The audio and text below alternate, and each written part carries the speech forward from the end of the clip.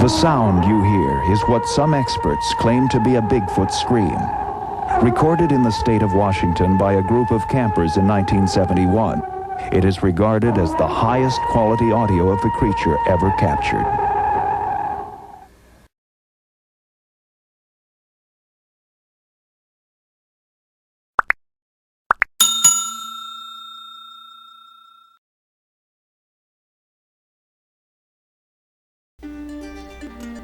Hello! Welcome to Bigfoot Real Encounters. We're glad to have you stop by. We'd also like to take this time to invite you to share your encounter. You can send your stories to the email bfrealencounters@mail.com, where we will feature your story with all of the respect that it deserves. So send your stories in, bfrealencounters@mail.com. We look forward to hearing from you and your great stories soon.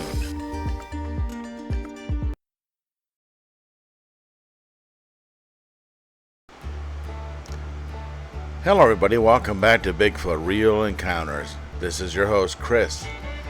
I hope everybody's having a good summer. It sure is a hot summer so far here where I'm at in Ohio.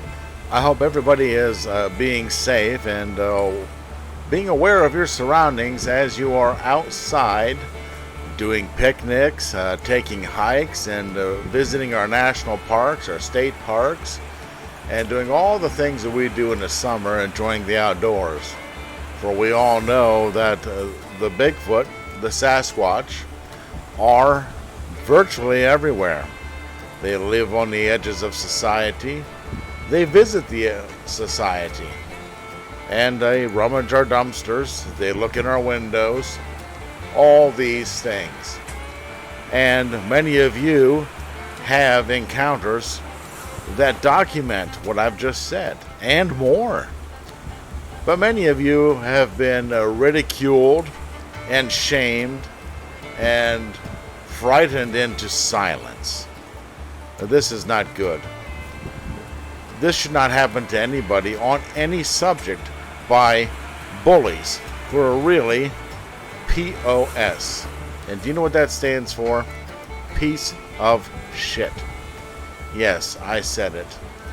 Because it greatly angers me that people do that to other people when they come forth with a very genuine and serious story to tell of an encounter. I guess I got my ire up a little bit. I was recently watching a national TV program, and I won't mention the name Finding Bigfoot or Matt Moneymaker, and I'm just not going to mention those names. But anyways, there was a town meeting and people were relaying their encounters, and the couple of the folks from the group went to visit an area with a young girl. She was looked like to be a teenage girl. She looked as though she was in school still, perhaps high school, and she was relaying her encounter. And this person that I'm not going to mention, Matt Moneymaker's name on the show, that I'm not going to mention Finding Bigfoot's name, ridiculed her and called her a liar on national television. That was not a very good thing to do.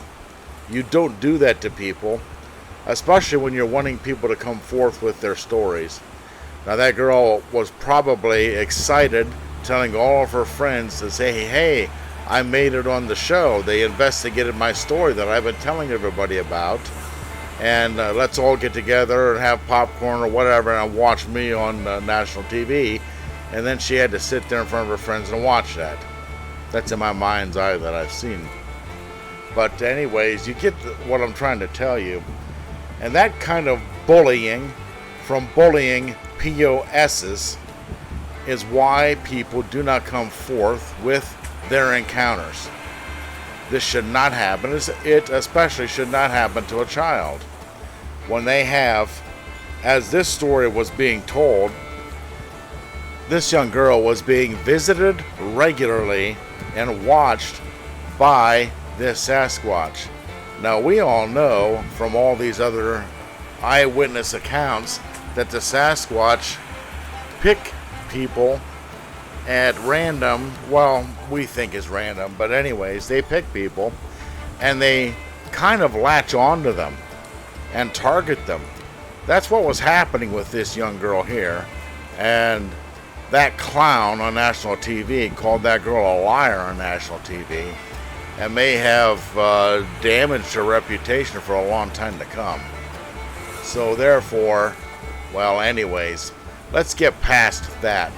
If somebody tells you they had an encounter with a Bigfoot or a dogman or UFO or anything else, another subject perhaps, and they're coming to you saying, hey, this is what I saw, I'm telling you it happened. Don't be the POS that ridicules them, okay? You take people at their word. It's time that we be decent to each other. Don't you think? If you disagree with me, put it down in the comments below so that I can ridicule you and delete you. Haha. Well, maybe that was uncalled for. But anyway, let's get some encounters going on here. I went on a little rant there. And we're going to stick with the theme we've been doing the last several videos, with the exception of my special edition. Did you all like that special edition for the July 4th? I thought it was high time that people actually heard the wording of the Declaration of Independence. And I hope you enjoyed that. Some of those things on there kind of sounded familiar, didn't it? Well, anyway, we're going to be sticking to the theme of the Northeast Ohio. Yeah, Ohio. Haha, that's where I live, folks, Northeast Ohio. But we're going to be sticking to the northeastern United States and go state by state. And today we're going to choose Massachusetts. All right, this is from back in 1989 in Berkshire County, Massachusetts. And it reads, it was in the middle of summer, approximately late July 1989, when I was hiking a well-established trail on October Mountain. I was approaching the top of the mountain, approximately 1,200 feet above sea level, when I observed a slight glimpse of a moving object about 100 yards ahead of me. October Mountain is a heavily wooded area, and it was very difficult to see clearly because of all the low brush and scrub. At first, all I could see were arms moving and an occasional glimpse of a fur-covered body. At first, I thought I was looking at a large black bear, which are not uncommon in the area. I pulled a pair of 40 power binoculars from my travel pack and attempted to focus on the object. Again, it was difficult because of all the brush. At one point, the animal moved into a slight clearing. It was then that I realized I was observing something very unusual. It was very tall, cannot accurately approximate the size, and slightly stooped. Its body was massive and covered completely with reddish hair. I noticed that the head was also very unusual in shape and size. The head was rather pointed and covered with hair or fur. The face was dark in color and had less hair than the top of the head. The neck seemed to be non-existent. At that moment, it turned toward me and I was absolutely shocked. It looked very human. At this point, I was so frightened that I took measures to hide myself. After getting over my initial chill, I continued to study it. It was still in the small clearing and seemed very occupied. It was moving stones and small pieces of wood and grubbing for either roots or insects. It was simply too far away for me to see exactly what it was eating. I could see its large arm moving to its mouth every so often. What really took me by surprise was that it was stacking rocks after moving them, one on top of another.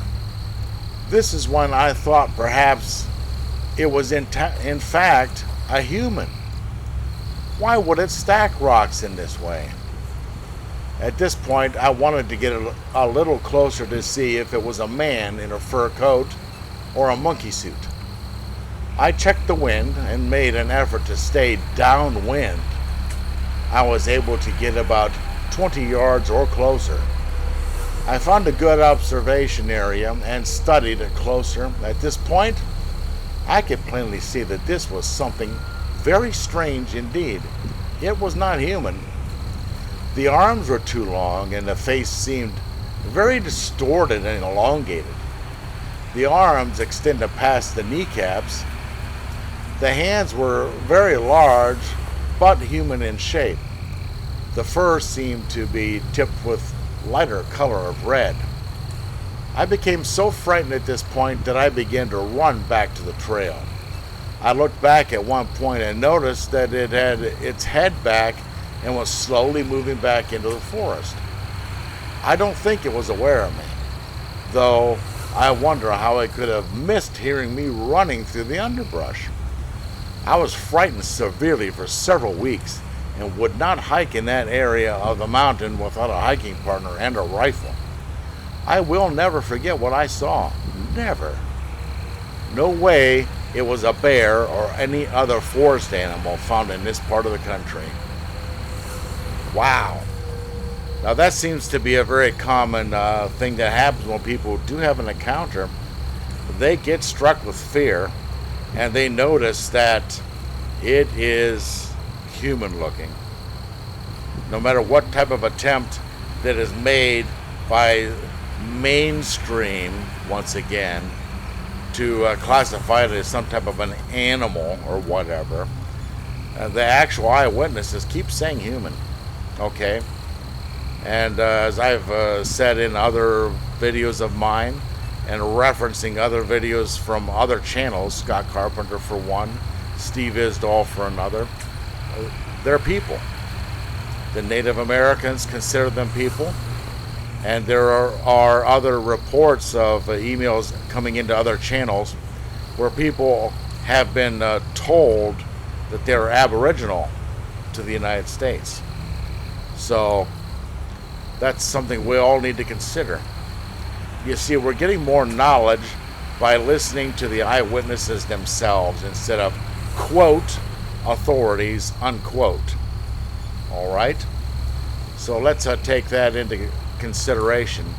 And if you've had an encounter, we're not going to be a POS here. You send your encounter in and we're going to take you at your word. All right?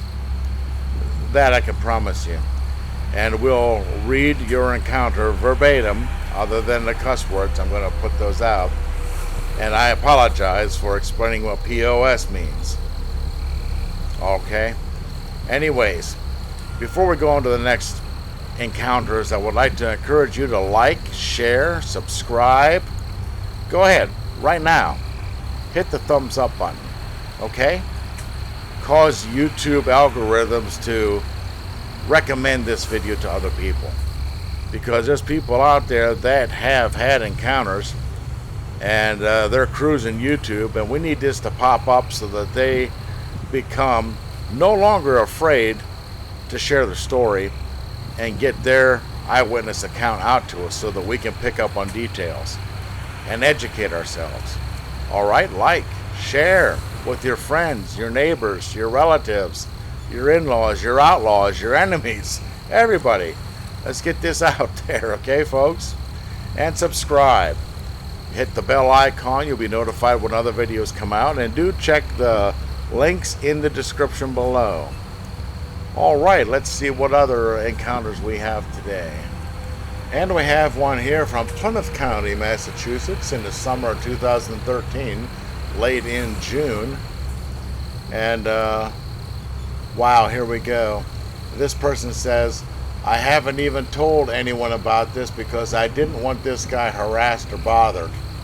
He crossed the road in front of me within 100 yards of the town dump entrance on Route 27, close to the Bridgewater town line. Yeah, see, people get harassed over this. So this is, I guess, turning out to be the main theme of my video. It's got to stop, folks. Stop being POSs to other people on this or any other subject, okay? Anyways, let's get on here. This is near the town dump. Another one by the town dump. They like to go through our stuff. All right. It reads, I was driving near the town dump about 1 in the afternoon around the end of June last year. It was raining very hard. A large figure came out of nowhere. I hit my brakes, but was far enough back that I would not have hit it. There was a car coming at me the other way. It almost ran into the back end of that car. Okay, the wording's a little funny here, folks. Bear with me on it. Okay. Now it says it turned a little sideways to avoid the car. That's when I knew it was not a person or bear. When it turned, it flung its arm up and back a little to miss the car. It was a little hunched over. Its shoulders were extremely wide. I couldn't make out any facial features. It was covered in dark brown hair and appeared to have hardly any neck. It was about 6 inches taller than the minivan it almost ran into. If it was standing straight up, I guess it was about 6 to 6.5 feet tall. The whole thing only took maybe 2 or 3 seconds, but it really shook me up. I have always hiked in the woods around here and done a lot of tracking animals of all kinds. I've never seen anything that would resemble a Bigfoot track. I've always had doubts about people seeing these, but now I will never doubt it again.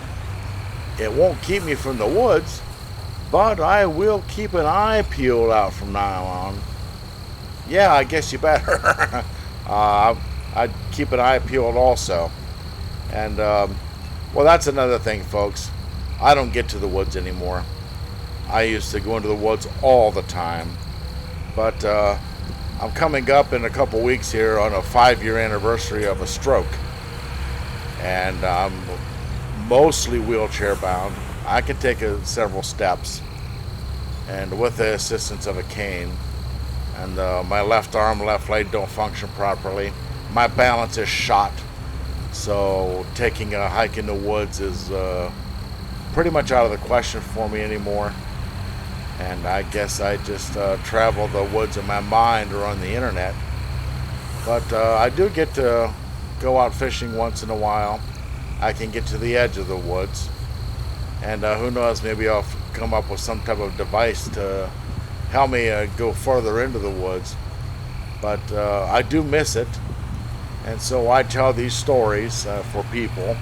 I guess I'm their voice so that they can be heard and spread their information around for them. But anyways, enough of that. It just caught me off guard there about that he's going to keep an eye peeled out from now on. Yeah, no kidding. But then I guess, like I have said also, you don't have to go to the woods. They do come to us. They are people watchers. They watch us. And let's take a look here and see if we can have another story. We got time. Okay, this last one here, it looks like I'm going to take a look at a media article. It's entitled Bigfoot Eludes Team on Overnight Campout, written by Mary Migliore from the Morning Union. Agawan, Massachusetts. Bigfoot remained at large Thursday in a wooded area off Moore Street, but a New York investigator says the 27-inch footprints left by the creature could be authentic. The prints look good, but Bigfoot tracks are a dime a dozen. We really need to see him, said Lee Frank, who reportedly travels all over the United States investigating sightings of a legendary animal. Frank and other trackers spent Wednesday night camping in 0 temperatures beside the footprints in the snow, but failed to spot a 7 to 12 foot monster on the prowl by Westfield River. Bigfoot investigators also planned to spend Thursday camping in the woods in hopes of spotting the big fellow. Whatever the tracks are, they merit further investigation, Frank said, adding that it is impossible to determine at this point how the tracks were made. Somebody walking. I'm sorry. Anyways, Agawan police have called off their Bigfoot team for the time being, but dozens of interested residents are continuing to visit the site of the huge tracks near Robinson State Park. Marion Castillo of Agawam, who asked Frank to conduct an investigation of the site, said she believes the tracks are authentic and belong to a 1,500-pound giant. But no fresh tracks have been spotted since the first prints were discovered Monday evening, and she said the creature may have left the area. Well, let's hope. Oh my goodness. Police, who say this is their first investigation into reports of a monster on the loose, still maintain they have no idea whether the five-toed tracks are that of the legendary ape-like mammal or the work of a prankster. My goodness. And this was written Friday, December 31st, 1976. So this is quite an old article. My, oh my, oh my. 27 inches long. That is a huge footprint. A huge track. I believe from what I've heard, they have the bridge 16, 17, 20 inches. You get beyond that and you're talking a very, very large Sasquatch. My goodness. And it has 5 toes, they said.